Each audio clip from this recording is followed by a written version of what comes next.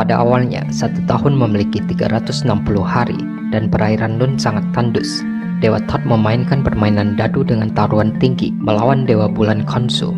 Dia lalu memenangkannya dan mendapatkan 1/72 cahaya bulan. Itu berarti bertambah 5 hari dalam setahun.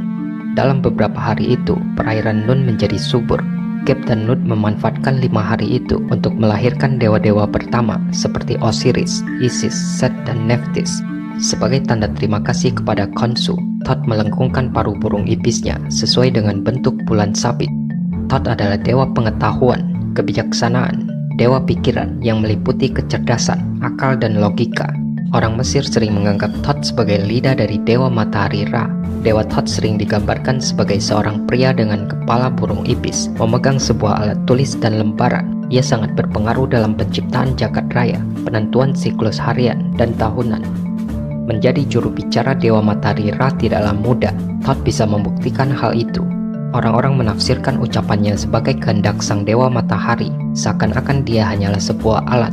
Tapi sebenarnya, Ra tidak bisa melewati 1 hari pun tanpa dewa Thoth. Ia selalu berdiri di atas haluan perahu manjet yang melintasi langit, mendampingi Ra yang tumbuh dari seorang bayi, hingga tumbuh menjadi seorang pemuda yang kuat dan berani seperti elang, sampai akhirnya menjadi pria tua yang bisa terhempas oleh angin. Dengan demikian, tanggung jawab Thoth dalam mendayung perahu pun semakin berat ketika hari menjelang berakhir. Namun ia tidak sendirian menjalankan tugasnya. Dewi Ma'at, Dewi Keadilan dan Keseimbangan Jagat yang merupakan putri Dewa Ra, juga ada bersama mereka di atas perahu. Terkadang para dewa dan berbagai jenis binatang pun menumpangi perahu itu untuk menyertai perjalanan. Meskipun Dewi Ma'at hanyalah sebuah bayangan, dia selalu mendukung Thoth dalam melaksanakan tugasnya. Mereka berdua saling mencintai dan bisa dikatakan sebagai pasangan suami istri. Pada malam hari, Dewi Ma'at dan Thoth berbagi tugas yang mengerikan. Saat itu Ra dalam wujud sebagai pria tua melintasi 12 goa dunia bawah Duat dengan perahu Mesektet, pergi dari arah barat ke timur. Banyak monster ular kelaparan yang memenuhi perairan, sedangkan pria tua Ra terlalu lemah secara fisik maupun mental untuk menaklukkan mereka.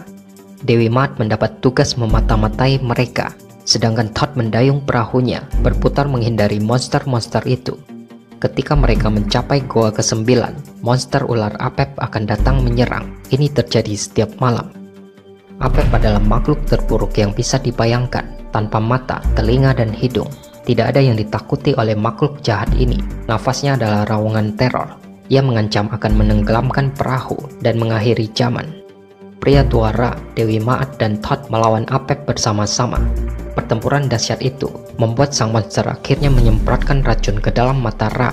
Kemudian Dewa Thoth akan membantu mengusap bersih matanya dari racun, sehingga Ra bisa kembali bertarung dan menusuk Apep, menembus sisiknya sampai ke dalam hatinya yang kejam.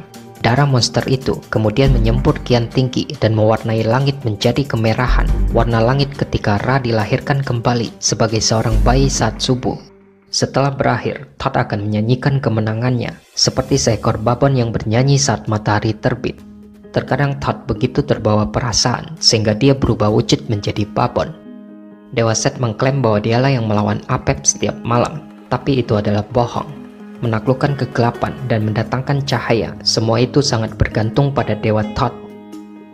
Dewi Tefnut pernah berselisih dengan ayahnya Ra. Ia merasa iri dengan Dewi Isis yang selalu dipuji oleh sang ayah, sehingga sang dewi kelembapan itu melarikan diri ke Nubia, membuat seluruh Mesir lantas menjadi semakin panas tanpa adanya hujan dan kelembapan. Dewa Thoth yang kemudian berhasil membujuk sang dewi untuk kembali. Dia berbicara dengan akal budi, dan hanya itulah yang dibutuhkan. Thoth selalu memecahkan masalah, apapun itu. Ketika Dewa Set merobek Osiris menjadi 14 bagian, dan Dewi Isis hanya menemukan 13 bagian, Thoth mendatangi Isis dalam wujud seekor burung ibis. Ia membisikkan petunjuk pada Isis untuk membuat Osiris utuh kembali dan hidup cukup lama sehingga mereka bisa melewatkan malam yang indah untuk menanamkan benih Horus, putra mereka. Thoth juga melindungi Isis selama kehamilan. Dan ketika Horus bertarung melawan pamannya Set selama 80 tahun, Thoth hadir untuk mempertahankan keseimbangan kekuatan. Jika salah satu melukai yang lain, ucapan Thoth akan menyembuhkan yang terkalahkan. Thoth pernah menyembuhkan hampir seluruh luka Horus, kecuali sebagian kecil matanya yang dicungkil oleh Set.